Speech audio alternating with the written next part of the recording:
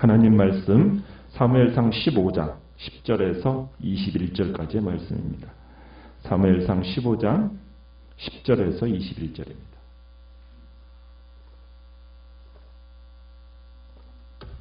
사무엘상 15장 10절입니다. 여호와의 말씀이 사무엘에게 임하니라. 이르시되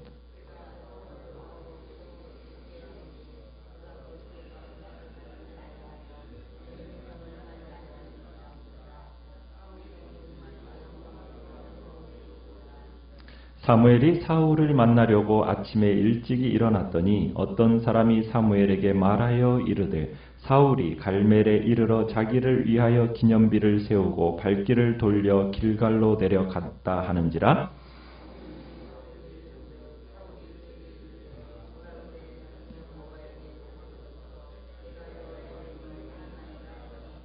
사무엘이 이르되 그러면 내 귀에 들려오는 이 양의 소리와 내게 들리는 소의 소리는 어찌 됨이니까 하니라.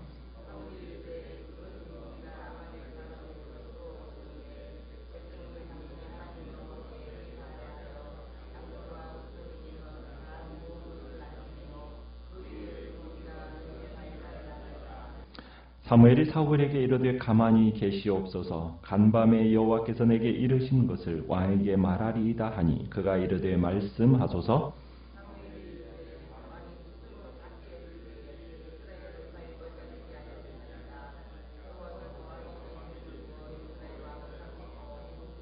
또 여호와께서 왕을 길로 보내시며 이르시기를 가서 죄인 아말렉 사람을 진멸하되 다 없어지기까지 치라 하셨거늘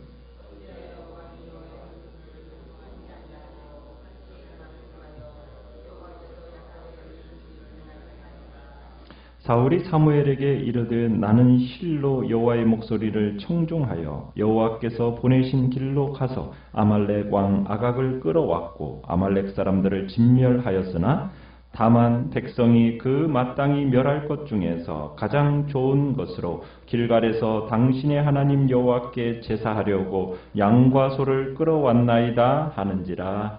아멘. 오늘 말씀의 제목은 사울을 버리시다라는 제목으로 말씀을 나눕니다. 사울은 하나님의 명령을 따라서 아말렉과의 전투에 참여하게 되고 아말렉과의 그 전투 속에서 큰 승리를 거두게 됩니다. 그 승리 속에서 이제 사울이 기쁨에 도취되게 됩니다.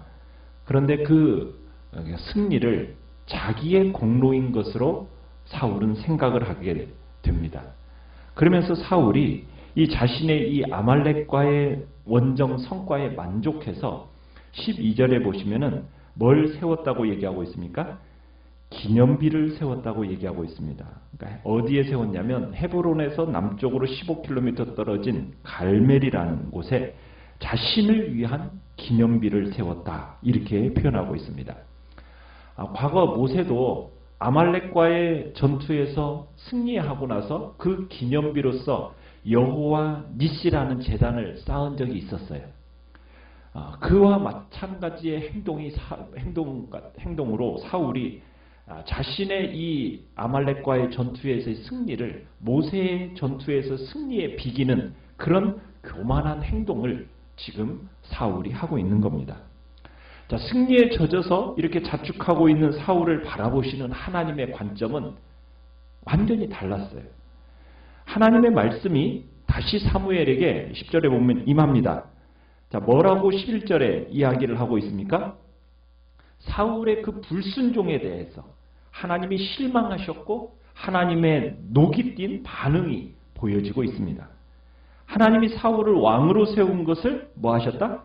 후회하셨다. 이렇게 표현하고 있습니다. 여기서 이 후회하셨다라는 이 단어는 뭐 하나님의 계획에 차질이 생겼다 이런 것을 표현하는 게 아닙니다.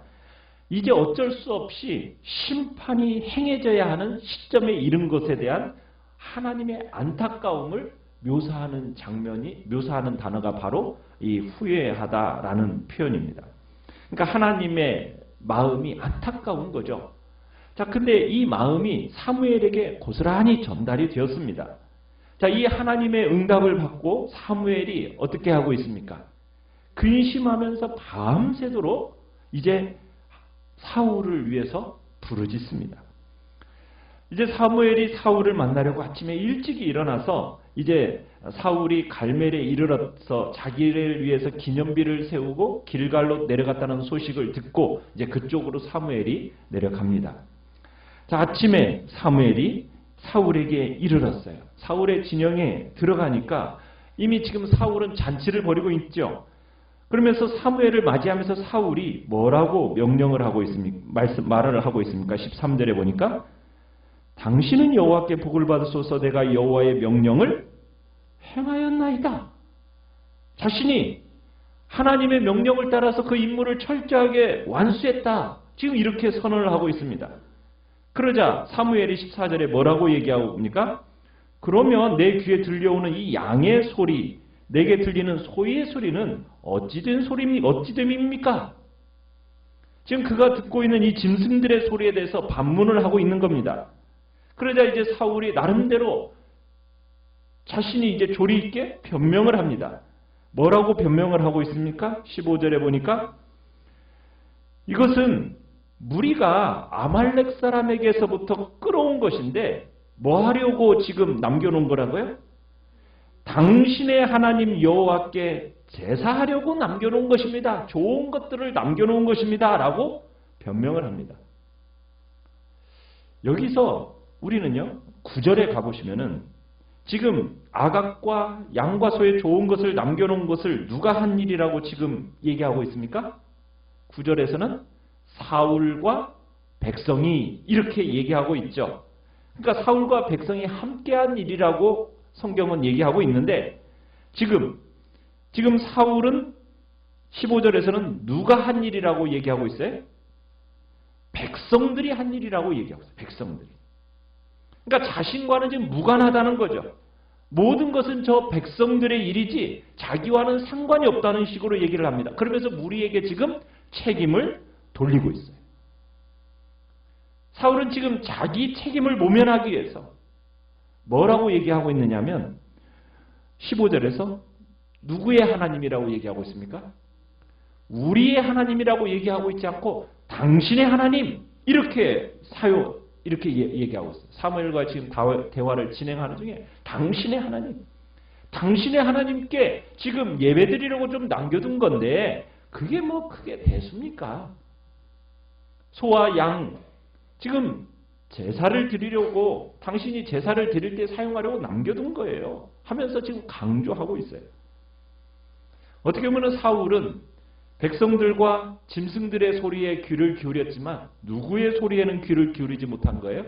하나님의 소리에는 귀를 기울이지 못한 거예요. 그러자 이제 사울에게 임한 여호와의 심판의 무대가 세워집니다. 사울은 계속 자신을 위한 어떤 변명을 하고자 하니까 이때 사무엘이 사울의 말을 딱 일축하면서 여호와의 말씀을 들으시오라고 명령을 합니다. 짐승들의 소리를 들으면서 즐거워하는 사울에게 하나님의 말씀을 들으라는 거예요. 그러면서 사무엘은 사울의 이 불순종의 죄가 얼마나 심각한 죄인지를 지적하면서 그에게 하나님의 심판을 선언을 합니다. 자, 그 심판은 마치 법정에서 검사가 피고에게 그 사실을 검증하는 것 같은 그런 인상을 줍니다. 사무엘은 사울에게 세 가지 사실을 확인을 하게 되는데요. 17절에 보면은 첫 번째는 하나님이 사울을 왕으로 세우실 때 그는 보잘것없는 사람이었다라는 거예요. 그리고 17절에 그렇게 얘기하는 거죠. 왕이 스스로 작게 여길 그때에 이스라엘 지파의 머리가 되지 아니하였나이까? 사울이 누리는 이 권력이라는 것은 당신이 스스로 겸손하게 여길 때 하나님이 당신에게 준 것입니다. 하나님께서 당신에게 기름을 부어서 이스라엘을 왕을 삼으신 것은 왜 삼으셨겠어요? 그 겸손한 마음으로 하나님의 뜻을 온전히 순전하게 따르기를 기대하는 마음으로 당신을 왕으로 세우셨다라는 거죠. 그러니까 그 뜻에 순전하게 따르기를 기대하셨다라는 거예요. 그래서 이제 하나님의 명령을 그에게 줬는데 그런데 18절에 하나님께서 뭐라고 명령을 내리셨다라는 겁니까? 아말렉 사람을 어떻게 해요? 진멸하되 어떻게까지? 다 없어지기까지 치라. 이게 하나님의 명령이에요. 그러니까 사무엘은 하나님을 대신해서 이스라엘에게 지금 하나님 진멸하되어 다 없어지기까지. 이게 강조점이에요. 다 없어지기까지. 그런데 지금 그 명령에 어떻게 했어요? 사울은 아각도 살리고 좋은 우양을 살려낸 거예요. 하나님의 뜻에 정면으로 거부했다라는 거죠. 그러니까 하나님이 명령하신 것이 이해가 가지 않더라도 순종해야 되는 건데 그게 우리 인간의 의무이자 지혜로운 삶의 방식인데 그렇게 하지 않은 거죠. 그래서 세 번째는 19절에는 사울을 향해서 당신은 직무유기한 것이요 이렇게 얘기를 하는 겁니다. 그러니까 사무엘은 이스라엘의 왕인 사울의 의무가 뭐라고 강조하고 있었냐면 1절에서도 보면은 당신을 왕으로 삼으셨은즉 이제 왕은 뭐 하라는 거예요? 여호와의 말씀을 들으소서. 순종하는 것, 듣는 것이 의무라는 것을 강조한 바가 있는데 19절에서 뭐냐? 당신은 왕이 어찌해서 왕이 여호와의 목소리를 뭐하지 않았다? 청종하지 않았습니까? 하나님의 명령을 왜 듣지 않았습니까? 다시 한번 확인하는 겁니다. 이 사무엘의 이와 같은 말은 무슨 뜻이냐? 당신 자신을 과대평가하면서 누구의 말도 듣지 않고 자기 마음대로 권력 행사를 하는 사람으로 변해버렸습니다라는 어떤 그런 고발의 내용인 겁니다. 그러니까 사울이 지금 여호와의 말씀에 순종하지 않았을 때 어떤 결과가 초래됩니까? 당신이 탈취하기에만 급하여 여호와께서 악하게 여기시는 일을 행했습니다. 지금 그렇게 얘기를 하는 거예요. 자, 그런데 사울이 이렇게 문책함에도 불구하고 사울은 또 어떻게 합니까? 사무엘의 이 문책에도 불구하고 또다시 변명에 열정적입니다. 살아계신 하나님을 두고 맹세한다는 거죠. 그러면서 나는 전혀 잘못이 없다는 거예요. 나는 하나님이 명령하신 모든 그 명령에 순종했다는 거, 이행했다는 거예요. 이게 지금 사울의 발언 내용입니다. 그러면서 자신은 지금 하나님의 그 명령을 자기 취향에 따라서 재정의하는 거예요. 뭐라고요? 자신은 아말렉 사람들을 진멸했어요. 단지 아각만 잡아왔고, 그리고 21절에서는 가장 좋은 짐승들을 취한 이유는 누가 취한 거예요? 백성들이. 책임 전가죠. 자기가 지금 살려둔 이 우양은 어디까지나 백성이 판단해서 지금 가장 좋은 우양을 자기에게로 지금 백성들이 스스로 끌어온 거지 자기는 아니라는 거예요. 그리고 드린 번제물을 확보하기 위한 하나님께 사무엘 당신의 하나님 그 하나님께 번제물을 확보하기 위한 배려입니다. 자, 이렇게 지금 발언을 하는 거. 지금 사울의 이 말은 진실해요? 진실하지 못해요? 진실하지 못해요. 분명히 9절에서는 사울과 백성이라고 하면서 사울이 함께 동조했는데 자신은 쏙 빠지고 누구만 지금 했다는 거예요. 백성들이. 여러분 우리가 이 사울의 이 반응과 태도를 우리가 하나님의 말씀을 우리가 어떻게 대하고 해석하고 적용하느냐 이것에 대한 아주 중요한 이 이야기가 돼요. 지금 사울은 하나님의 명령을 자신의 임무에 자신의 처지에 맞게 그냥 임의로 해석하고 처리하고 그것이 하나님의 뜻을 수행한 것이라고 확신 있게 말하는 거 우리가 봐요. 이건 상황 속에서 자기 합리화입니다. 자기 합리화. 어떻게 보면 자신의 숨은 동기 그리고 그것을 신앙의 이름으로 포장하면서 지금 기만적인 행동을 한 거죠. 자기 합리화. 신앙의 이름으로 지금 포장해서 기만적인 행동을 한 거. 이것은요, 오늘날 우리도 이런 일들을 쉽게 할 수 있다는 거예요.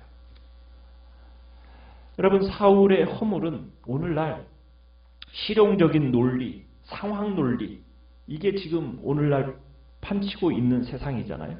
그런 세상 속에서 이 사울의 허물이라는 것은 그렇게 큰 죄로 여겨지지 않고 있어요. 그렇게 보여요. 뭘 그렇게 하나님의 명령에 너무 무조건 요구하시는 거 아니냐, 하나님은. 좀 하나님은 우리에게 은혜롭게 통치하신다고 말씀하시는데 좀 선택의 여지도 두시면서 자유의 기회도 좀 주시는 것이 하나님께서 마땅한 거지. 하나님은 너무 우리에게 강압적인 거 아니냐? 우리가 그렇게 생각할 수 있어요. 마치 지금 그런 마음의 태도를 가진다는 것은 지금 오늘 사울이 지금 자기가 값진 것들을 남겨서 좋은 것에 쓰자라는 그 생각과 같은 거라는 겁니다. 왜 하나님은 우리에게 선택하지 않으시고 하나님의 말씀은 이것을 하라, 이건 하지 말라. 어떻게 보면 굉장히 권위적인 것처럼 느껴지잖아요. 그리고 그 권위적이라는 이 표현에 요즘 시대는 반발을 하잖아요. 우리는 그런 반발하는 세대에 살고 있잖아요. 권위하면은 굉장히 싫어하는 그런 시대를 살아가고 있거든요. 그런데 이 권위라는 말을 우리가 제대로 이해해야 돼요. 권위라는 이 의미와 중요성을 우리가 알아야 되는데 이 권위라는 표현이 무슨 그냥 어떤 물리적인 힘을 가지고 강압적으로 누른다 이걸 얘기하는 게 아닙니다. 왜 하나님의 말씀은 무조건적으로 순종해야 되고 그 하나님의 말씀은 왜 권위 있는 말씀이냐? 다른 대안을 찾을 수 없는 선택의 여지가 없는 유일한 가치가 있는 말씀이기 때문이에요. 이건 진리고 변함이 없고 유일한 다른 것에서 가치를 찾을 수 없는 유일한 대안의 말씀이기 때문에 권위가 있는 겁니다. 그러니까 하나님이 그분의 백성들, 자신의 백성들에게 요구하시는 말씀은 마치 그런 거예요. 야, 숨을 좀 깊이 들이쉬고 밥은 좀 꼭꼭 씹어 먹어라. 좀 일찍 자고 일찍 일어나 성실하게 살아라. 여러분 이것은 선택의 여지가 있는 말입니까? 없는 말입니까? 아니 숨을 깊게 좀 숨을 쉬고 밥을 꼭꼭 씹어 먹어라. 여러분 이건 선택할 필요가 없는 내용이잖아요. 그냥 뭐 하는 거예요? 선택의 여지가 없이 그냥 해야 할 내용이잖아요. 그러니까 하나님이 우리에게 주시는 말씀은 바로 이와 같은 유일한 권위가 있는, 그리고 하나님은 유일하신 권위를 가지신 주권자라는 사실이에요. 하나님께서 생명을 만드셨고 진리를 만드셨고 인간과 세상을 만든 주인이시기 때문이에요. 그러니까 하나님이 요구하는 것들은 우리의 생명을 위한 것들이에요. 우리로 하여금 충만함을 누리도록 하기 위해서 주신 것들이란 말입니다.